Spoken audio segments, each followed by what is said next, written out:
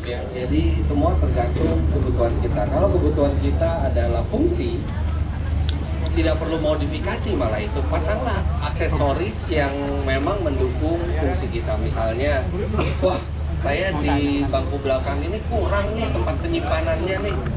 Ada banyak aksesoris yang bisa menambah tempat penyimpanan di belakang gitu. Bahkan kalau cuma sekedar aksesoris itu tidak menghanguskan garansi. Tapi yang harus kita pikirkan ketika kita modifikasi. Modifikasi itu artinya mengubah yang sudah ada di mobil. Nah, itu yang kadang-kadang kita harus hati-hati. Mobil, setiap komponen di mobil baru itu sudah melewati research and development. Mereka pastikan bahwa itulah yang terbaik untuk mobil itu dengan segmennya. Jadi kalau tambah aksesoris itu mestinya no problem. Tapi kalau modifikasi itu yang harus dikonsultasikan.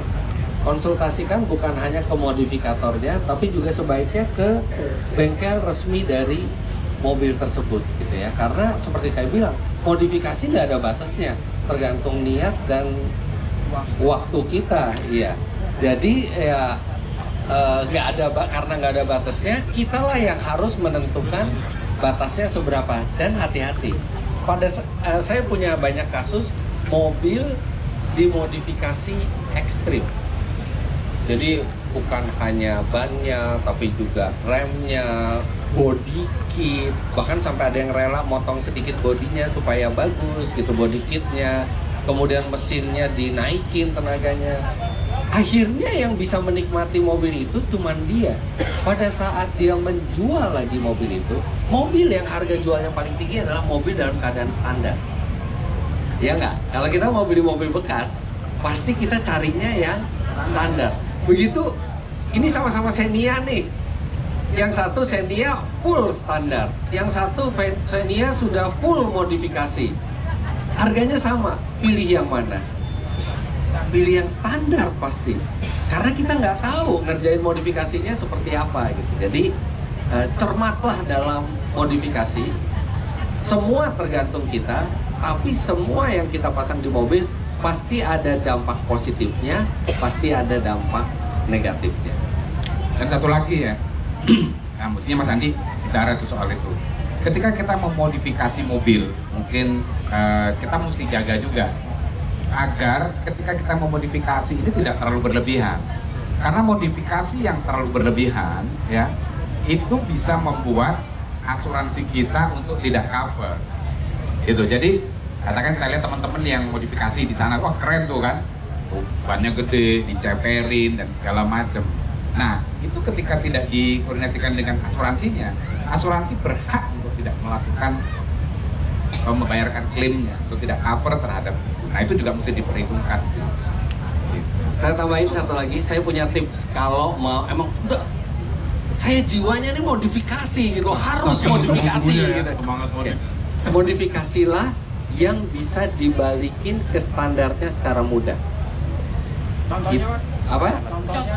Velg bisa diganti ke standar lagi. Pasang aksesoris bisa dibalikin ke standar lagi. Atau misalnya mau lampu mau dimodifikasi. Satu, pastiin itu tidak melanggar aturan lalu lintas. Kalau enggak, ini udah pokoknya lampunya bagus deh nih udah terkenal, udah pokoknya peraturan lalu lintas juga sudah lolos.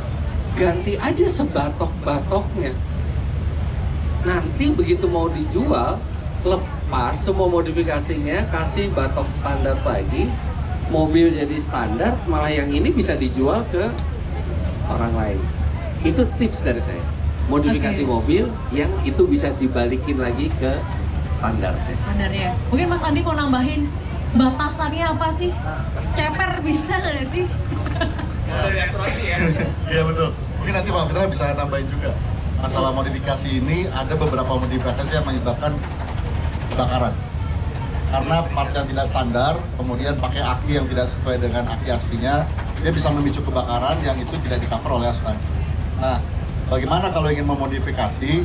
Dia bisa ditambahkan di asuransi dengan nambah premi, ya nambah premi, tapi memang tidak se ekstrim yang tadi diceritakan. Yang standar-standar aja, contoh misalnya dia tambahin tanduk depan gitu ya, atau footstep gitu ya, itu bisa ditambahin secara ketentuannya dengan nambah sedikit framing. Tapi kalau sudah terlalu banyak dan partnya terlalu mahal, kemudian tidak tersedia stoknya, itu juga bisa berpengaruh karena kita juga bisa tidak menerima. Jadi tidak bisa kita accept lah gitu, karena pertimbangan-pertimbangan nanti kalau klaim kita tidak bisa melakukan penggantian sesuai dengan aslinya gitu ya. Nah, bila mana itu terjadi, ada yang sudah teraccept gitu, setinggi-tingginya kita cover adalah maksimal harga sesuai ketentuan yang berlaku di kita gitu. Jadi misalnya tidak tersedia aksesorisnya lagi, maka tinggi-tingginya harga pada saat masuk yang kita accept. Nah, mungkin saya juga sekalian mau nanya Pak Fitra, apa aja sih aksesoris yang bisa menimbulkan kebakaran? Nah, biasanya di kita tuh fog lamp, kemudian aki, kemudian ada headlamp juga yang dipasang secara serentak sama alarm Pak, yang biasa sering kejadian Pak. Sebenarnya yang berpotensi menimbulkan kebakaran itu adalah semua modifikasi yang berkaitan dengan kelistrikan. Karena yang menyebabkan kebakaran itu biasanya karena instalasi yang tidak proper. Jadi sebenarnya barang-barang modifikasi sebagian besar, ya saya nggak bilang semua, sebagian besar itu memang sudah diperhitungkan oleh pabrikan modifikasinya bahwa ini kalau dipasang dengan benar mestinya nggak apa-apa. Tapi kan yang masang kita tidak tahu kualifikasinya seperti apa, dan kelistrikan itu kan artinya ada energi yang bisa berubah jadi percikan api dalam seketika kalau salah memasangnya. Lampu, audio itu yang biasanya sering jadi biang kerok gitu, karena mereka membutuhkan power yang besar. Mereka menambahkan relay lagi, menambahkan beberapa komponen listrik yang sebenarnya nggak apa-apa kalau dipasang secara benar.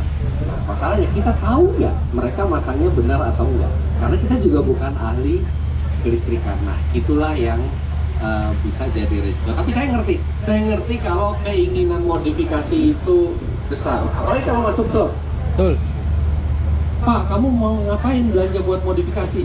Bu, gimana aku taruh tampang aku kalau ke klub mobilku standar? Gitu kan? Lebih baik Harus minta ada maaf. beda. Gitu. Lebih baik minta maaf daripada minta izin. Lebih baik minta maaf daripada minta izin. minta izin. Tagline-nya. Teman-teman riders ini udah paham banget. Ya, cuman itu jangan sampai modifikasi yang inginnya membahagiakan kita jadi menyusahkan kita. Siap. Masih ada yang mau bertanya teman-teman? Oh banyak ternyata. 3 orang boleh. Maksimal terakhir ya, kakak 1 2. Silakan Mama. Untuk Om Fitra. Oke. Perkenalkan, nama saya Ferry dari klub Hayatul Taruna Club. Ingin bertanya, bagi anak muda kan ingin mobil pertama kalian dari sepeda motor, yang lebih baik beli mobil bekas tapi cash atau mobil baru kredit, atau nunggu nabung dulu buat beli mobil baru. Terima kasih. Silakan Mas Fitra. Oke, saya juga akan jawab sebagai anak muda ya. Oh siap. Dan Saya masih muda loh. Ubannya aja lebih banyak manut daripada. Iya. Ini pertanyaan menarik sekali. Ketika kita mau beli mobil, kita beli mobil bekas, tapi kita bisa cash. Kalau cash artinya kita nggak punya utang. Atau kita beli mobil baru, tapi mobil baru kita kredit. Artinya setiap bulan ada tagihan ke kita. Atau kita nabung dulu sampai kita bisa beli cash. Oke. Kalau orang nanya ke saya, beli mobil, Om Fitra lebih seneng cash atau kredit? Kalau buat saya lebih suka cash karena saya nggak suka punya utang. Kalau emang belum punya uangnya, saya mendingan nggak beli mobil dulu. Tapi beda kasusnya untuk mobil pertama. Kalau mobil pertama, kita butuh untuk mendukung kebutuhan kita. Lah apa jadinya? Orang itu mobil buat kita cari uang kok. Kalau kita tunda lagi ya uangnya makin seret kita. Jadi, saya bilang kalau untuk mobil pertama, fine, pakai kredit, pakai leasing. Yang penting, seperti Pak Aris bilang, kita lihat skemanya. Mana yang paduan antara DP dan cicilannya tiap bulan itu yang pas dengan kita. Plus, dengan adanya asuransi, pengeluaran itu terprediksi. Tidak ada yang mengagetkan kita, misalnya mobil kecurian atau mobil kecelakaan, itu nggak ada. Nah, dengan kita membeli mobil pertama secara kredit, satu, itu lebih terjangkau buat kita. Kemudian pengeluaran bisa kita prediksi dari awal. Kita udah bisa hitung sampai 3 tahun ke depan pengeluaran kita segini. Kita bisa memakai otak kita untuk merencanakan yang lain, nggak yang untuk kagetan tiba-tiba ada pengeluaran yang berlebih. Kemudian mobil baru itu trouble free, di cover oleh warranty. Kita bisa beli mobil bekas secara cash, tapi ingat itu mobil pertama. Apa yang terjadi kalau mobil itu rusak? Satu, waktunya hilang kita tidak bisa pakai mobil itu. Kedua, tidak bisa memprediksi berapa biaya perbaikannya ke depan. Jadi untuk mobil pertama, dari 3 pilihan itu, saya lebih pilih pilihan yang kedua. Ya kalau memang kita mampu kreditlah. Karena mobil itu berguna buat kita. Berguna untuk kita cari uang, buat kita kerja. Nah, kalau udah bicara mobil ketiga, keempat, kelima, keenam, ketujuh, saya sangat sarankan nabung aja dulu, baru beli kalau udah ada uangnya. Jangan sampai kita memaksakan sesuatu yang tidak penting sebenarnya, mobil kelima, keenam, dengan kita berhutang. Tapi untuk mobil pertama itu adalah pilihan yang terbaik kalau menurut saya. Ada satu lagi selain nabung, ada satu lagi dari endorser. Solusinya. Atau ada nggak? Ada lebih gampang lagi. Kalau masih muda nih, kita bicara sama anak muda ya. Apa? Cari pasangan yang kaya. Jadi Partner mungkin ya? dari mertua bisa support mobil ke kita. Oke. Itu lebih murah lagi. Baik, satu pertanyaan lagi. Kira-kira yang mana Mas Fitra? Oh ini dulu ya. Ya. Satu terakhir nanti PC aja ya ke Mas Fitra. Masih pengen nanya ke Mas Fitra semua ya? Waktu terbatas, silakan. Selamat siang. Saya dari nama saya Bayu dari Honda DP Indonesia Sidoarjo. Mau tanya Mas Fitra, ini kan untuk mobil pertama ya tadi. Ini saya mau tanya untuk mobil kedua. Nah ini kan di rumah ada satu mobil 7-seater cukup besar. Nah rencana mobil kedua nanti mau dipakai harian, butuh yang lebih kecil. Tapi tetap butuh ruang yang lumayan besar. Itu sebaiknya ambil yang 5-seater atau 7-seater tapi dibikin 5-seater. Anaknya berapa? Belum ada. Anaknya belum ada. Belum. Oke. Oke, kalau saya sih saranin, kan SUV-nya udah 7-seater kan. SUV-nya udah 7-seater. Ngapain punya mobil 7-seater 2 di rumah? Kalau saya lebih suka mobil yang kedua itu 5-seater. Jangan sampai kita mengeluarkan uang lebih untuk 7-seater padahal kita juga udah punya 7-seater gitu. Itu sih simpelnya. Sudah berkeluarga Mas, sudah nikah? Nah, kalau mau bisa berseter lagi, cari istri lagi. Jadi terjawab apa yang kita dilanjutkan gitu. Pak, ini live di YouTube loh. Siapa tahu istri Bapak nonton. Bisa saya larang. Sudah menjawab ini, sudah cukup menjawab. Nggak pingin follow up lagi. Ya udah, oke. Karena waktu terbatas teman-teman, mohon maaf. Nanti kalau mau nanya bisa langsung PC atau ditodong lagi di belakang nanti. Siap ya. Kami memberikan apresiasi kepada 4 orang penanya. Kami persilakan untuk maju ke atas panggung. Ada sedikit goodie bag dari Daihatsu. Bapak-bapak, saya mohon untuk menyerahkan ya. Satu penanya untuk 1 orang. Pertama kami persilakan Pak Aris Nugroho, Mas Aris Nugroho. Silakan, Mas. Oke. Sini Mas. Sini Mas. Ya. Oke. Sambil didokumentasikan ya. Oke, sudah ada 4. Oke. Oh, mau ngasih bareng-bareng aja. Oke. Boleh. Di sela-selanya mungkin?